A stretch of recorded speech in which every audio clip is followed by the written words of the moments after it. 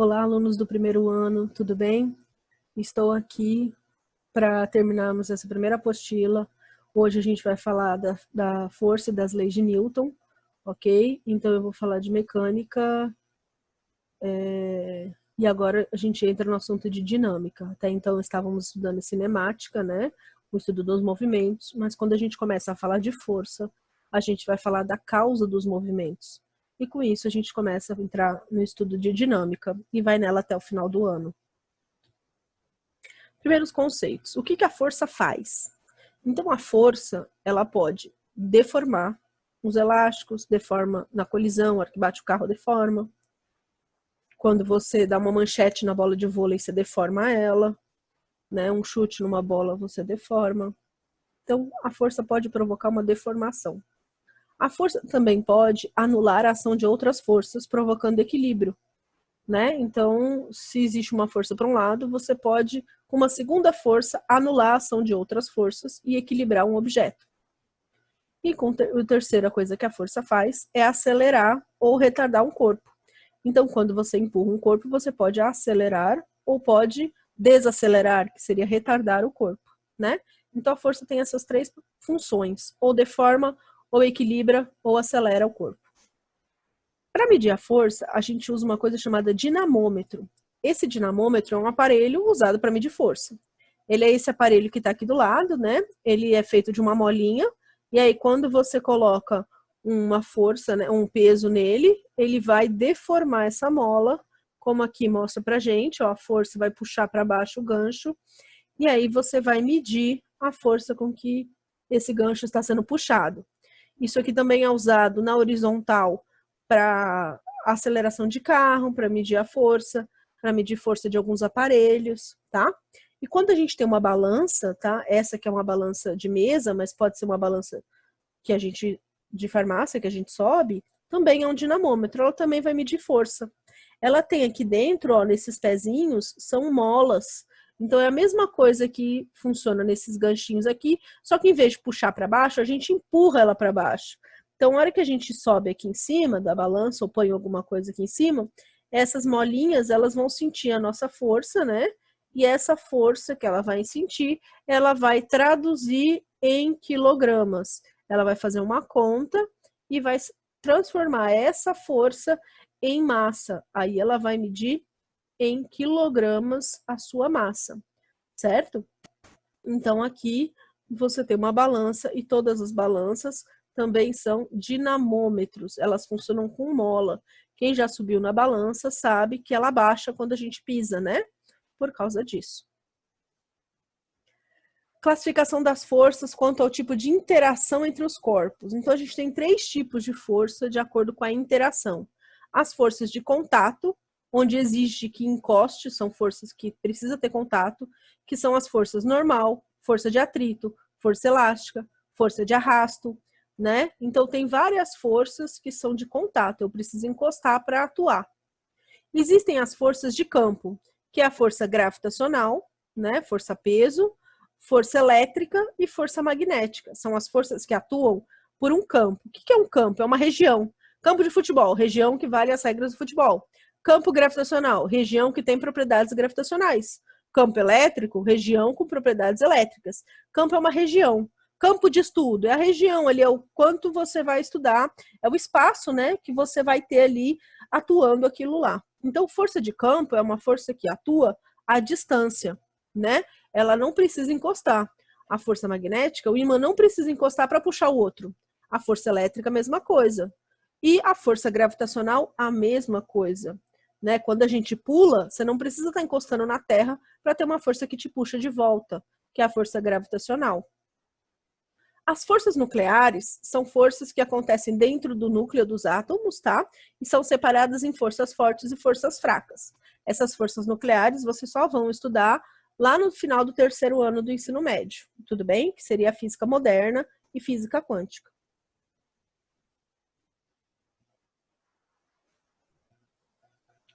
Classificação de forças quanto à natureza de interação. Então aqui eu vou classificar essas forças de acordo com o tipo que ela, do jeito que ela interage. Elas podem ser forças mecânicas ou forças elétricas e magnéticas. As forças mecânicas são as forças gravitacional, atrito, arrasto, normal, tração. Todas essas forças são forças mecânicas, tá? O único tipo de força que não é mecânica são as elétricas e as magnéticas. As forças elétricas e magnéticas atraem, só tem dois tipos de atuação: atração e repulsão, tá? Então elas interagem ou atraindo ou repelindo. As outras forças atraem como gravitacional, atrito, arrasto, normal, e cada uma vai interagir de um jeito diferente, tá? Aqui também tem as forças nucleares, que são diferentes, né? Mas as forças nucleares, elas entram nessas elétricas e magnéticas. As forças forte e fraca também só trabalham com atração e repulsão, tá? Aí a gente vai classificar agora com a direção de aplicação. A gente falou um pouquinho dessas direções na aceleração, mas aqui, trabalhando com força, talvez fique mais fácil. A força tangencial é essa força aqui, ó, que tangencia, lateral do círculo, né? Tangente. Ela tangencia. O que é tangenciar o tema na redação? É afastar, é passar batido. É passar, ó, tangenciar e do ladinho. Então, aqui, força tangente ou força tangencial é aquela que passa raspando aqui no círculo. Ela vai em outra direção. Ela tem a mesma direção do movimento do corpo, certo? Então, a velocidade está na tangente. Força centrípeta é aquela que puxa para o centro. E a resultante a gente vai fazer por Pitágoras, né? Duas forças com 90 graus entre elas, a gente calcula por Pitágoras. Por isso foi tão importante estudar vetor. A força resultante é determinada pela força vetorial, pela soma vetorial das forças aplicadas em um corpo. E a força resultante é uma força fictícia. Se agisse sozinha no corpo, produziria o mesmo efeito das demais forças juntas, tá? Então, significa que se eu tirar a tangencial e a centrípeta, a resultante faz a mesma coisa, tá? Então eu expliquei isso nos vetores, lembra? Quando a gente decompõe a força resultante, fica essas duas. Se eu somar as duas, vai dar resultante. Aí eu posso tirar essas duas e ficar só com a resultante, que o efeito será o mesmo, tá? Então, a resultante é um jeito de representar todas as forças do sistema com um vetor só. Ele é a força resultante. Aqui tem um diagrama de forças, né? Que a gente estudou isso em vetor. Então, quando a gente tem 3, 4 forças num diagrama, a gente vai ter que somar vetorialmente, né? Aqui ele está somando pelo método do polígono, fechando o polígono, né? E tendo a força resultante.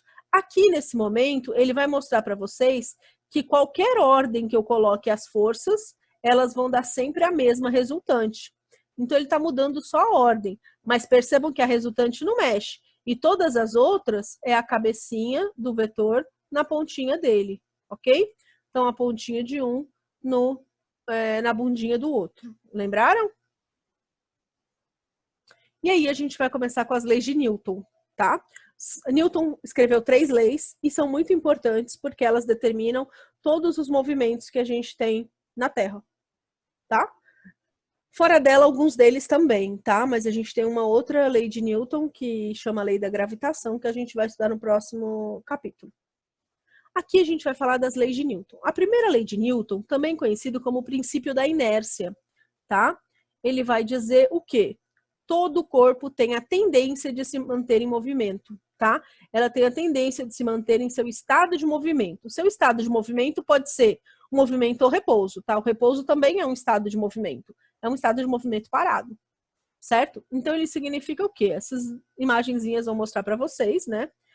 Que o corpo tende a se manter com velocidade constante em linha reta quando ele já tem velocidade. A moto e o carinha têm a mesma velocidade aqui. Quando a moto bate, ela para, mas ninguém parou o carinha. Então, ele continua como se nada tivesse acontecido. Esse tubo de ensaio que anda de skate aqui, a mesma coisa, né? Ele anda de skate, ele bate numa pedra de papel, olha lá, num pedaço de papel, uma bolinha. E aí, quando esse skate bate na bolinha de papel, o tubo de ensaio continua como se nada tivesse acontecido. Então, ele vem, né, até a hora que o skate para e ele continua o movimento, certo? Por que ele cai? Porque tem força da gravidade. Se não tivesse força da gravidade, ele continuaria aqui, ó, indo em linha reta para sempre e nunca mais ia parar. Ele só cai por causa da força da gravidade. Agora, se um objeto estiver em repouso, ele tende a permanecer em repouso. A moeda está em cima do papel, a partir do momento que eu dou um peteleco e esse papel voa, a moeda cai. Ela está parada nesse ponto. A hora que ela perde o apoio, ela simplesmente cai. Por inércia, ela não vai junto com o papel. O papel vai, se você puxar ele bem rápido, você consegue fazer esse teste em casa também. Então, você puxa o papel bem rápido e a moeda cai no mesmo lugar, porque ela tende a permanecer em repouso, certo? Ainda que é importante lembrar que a inércia do corpo depende das suas massas, né? Então, quanto maior a massa, maior a sua tendência de manter o estado de movimento. Então, aqui é um caminhão no supermercado, né? Todo mundo colocou os carrinhos no supermercado, o caminhão saiu antes de fechar. O carrinho que estava parado tende a permanecer parado. Então, o carrinho que estava aqui, a hora que o caminhão saiu, o carrinho ficou. Tá? Isso acontece também algumas vezes de moto, tá? Já aconteceu comigo. Eu estava na garupa, eu não estava segurando, a hora que aceleraram eu fiquei no chão, né? Então, essas coisas acontecem quando a gente não prende, tá, o objeto. Por quê? Porque o caminhão saiu andando e o carrinho ficou, ok? Se os carrinhos não tivessem rodinhas, talvez o atrito entre o fundo do baú e o objeto fosse suficiente para segurar esses carrinhos. Mas como o carrinho tem rodinha, não tem atrito ali, então eles vão rolar e todos eles caem, tá? Todo o trabalho é jogado fora e todo mundo ficou com essa cara de, meu, não acredito que ele fez isso. Beleza? Quando eu falo que a inércia do corpo depende da sua massa, é porque quanto mais massa o corpo tiver, mais difícil colocar em movimento e mais difícil tirar o movimento. Ou seja, como eu disse, um corpo em movimento quer manter seu movimento. Então, eu tenho um caminhão em movimento e uma moto no mesmo movimento. Então, vamos dizer que os dois têm a mesma velocidade. O que é mais difícil parar? Um caminhão ou uma moto? É mais difícil parar o caminhão, porque ele tem mais massa. Então, quanto maior a massa, maior a tendência de manter o movimento deste caminhão. Ok? Nesse caso, como a massa dos carrinhos também era grande, eles querem ficar parado com mais força do que se fosse um objeto leve. Tudo bem? Se fosse um objeto de pouca massa. Então, quanto mais massa, maior a tendência de manter o estado de movimento. Beleza? Segunda lei de Newton. A segunda lei de Newton, né? Dizem que ele criou essa segunda lei estudando uma maçã que caiu na cabeça dele. Não sei se é real ou se não é.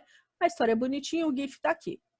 Mas a segunda lei de Newton diz o quê? Que toda força resultante, quando eu aplico uma força resultante num corpo, ele vai gerar uma aceleração inversamente proporcional à massa.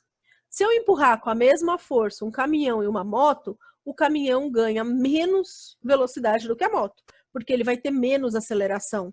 A força é massa vezes aceleração. Essa força é força resultante, tá? Aqui é medida em newtons. Newtons por causa do Newton, tá?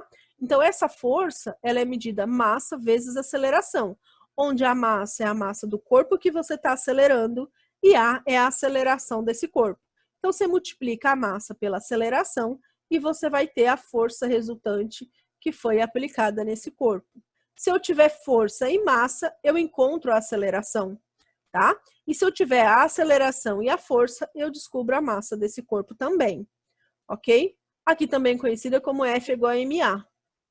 Essa segunda lei chama princípio fundamental da dinâmica. E como o nome dela é maior do que FMA ou segunda lei de Newton, poucas pessoas usam o nome dela mesmo, tá?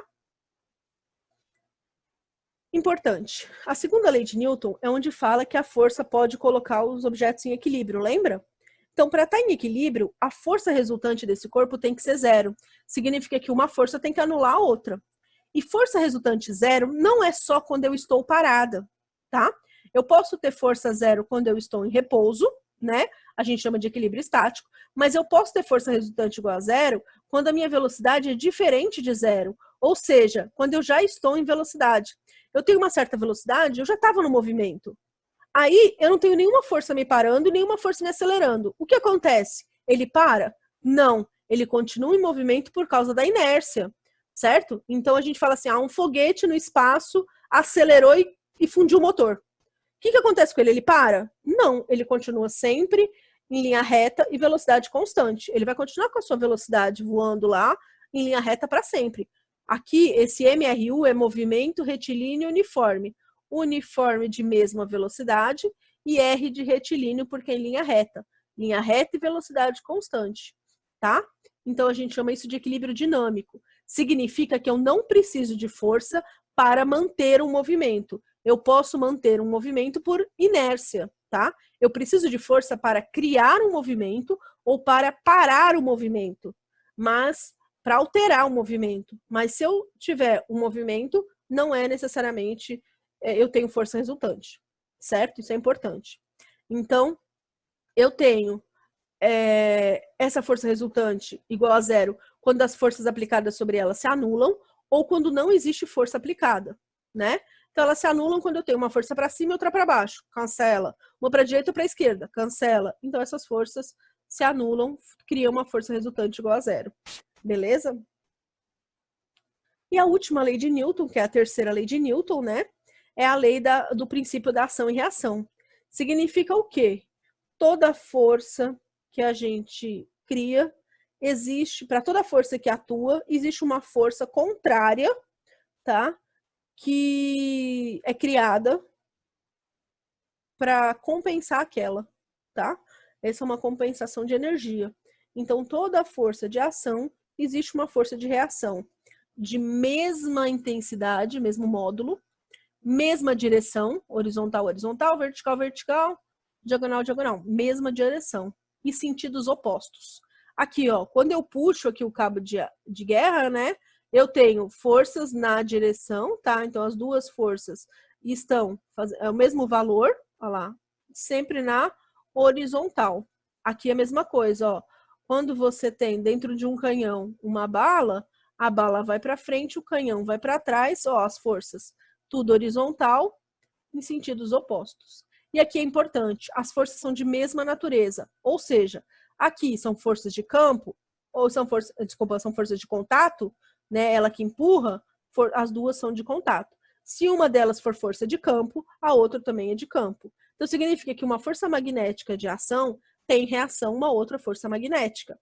Se eu tenho uma força elétrica de ação, eu tenho uma força de reação também elétrica. Se eu tiver uma força de contato, que seja de ação, a reação também é uma força de contato. Tudo bem? Então, isso é muito importante para vocês saberem. As forças têm o mesmo valor, né? Como eu disse. E aqui tem umas coisinhas importantes sobre essas forças. Elas jamais se anulam e ocorrem simultaneamente, não podendo surgir uma depois da outra. Aquela história de, minha reação surgiu depois da sua ação. Não, elas surgem ao mesmo tempo, tá? Então, quando você, por exemplo, nesse soco na cara aqui, né? Este soco na cara aqui. O cara socou a cara e a cara, vamos dizer assim, esse daqui deu uma carada no soco. Tanto faz se esse bateu nesse ou se a mão tava lá e ele virou o rosto para cá, né? Tanto faz quem é ação e reação. Os dois acontecem ao mesmo tempo. A hora que esse soco faz força no rosto, o rosto faz força na mão. Certo? Então, é ao mesmo tempo, simultaneamente. Não existe, só existem durante a interação o que exige a presença de dois corpos. Portanto, surgem sempre aos pares. Só existe ação e reação se eu tiver dois corpos. E ela sempre acontece aos pares. Não existe no universo uma força de ação que não tem uma reação. Tá? Então, não tem como você contar todas as forças do mundo e dar um número ímpar. Sempre vai ser um número par. Por quê? Porque toda vez que tem uma força para frente, aqui nesse carinha tem uma força para trás, né? Porque ele tá pulando, ele empurra para lá, ele faz uma força para cá e o barco vai para trás. Cada um vai para um lado. Aqui, ó, o satélite em torno da Terra. Forças contrárias, né? Com o mesmo valor. Isso é muito importante, tem sempre o mesmo valor. E elas surgem aos pares. É indiferente distinguir qual força é a ação e qual é a reação. Aqui, como eu falei para vocês, tanto faz se o soco foi a mão que foi até o rosto ou o rosto que foi até a mão. né? Não faz diferença quem é a ação e quem é a reação, porque elas têm o mesmo valor, porque elas acontecem ao mesmo tempo, né? Então, elas vão ser no mesmo valor, na mesma direção em sentidos opostos. É a parte mais importante. Possuem a mesma intensidade, mas podem produzir efeitos diferentes. Elas têm a mesma força, mas a mesma força na mão não machuca tanto quanto no rosto, certo? Então a mão vai machucar, mas o rosto vai machucar muito mais. Então depende do corpo, tá? Tem partes do nosso corpo que são mais macias, então a força vai provocar efeitos diferentes, né? Aqui o rapaz pulou para frente e o barco foi para trás. São efeitos diferentes. Aqui ele conseguiu atingir, o barco continua andando para sempre. Os efeitos são diferentes, mas a força tem o mesmo valor. Isso é muito importante. Ok?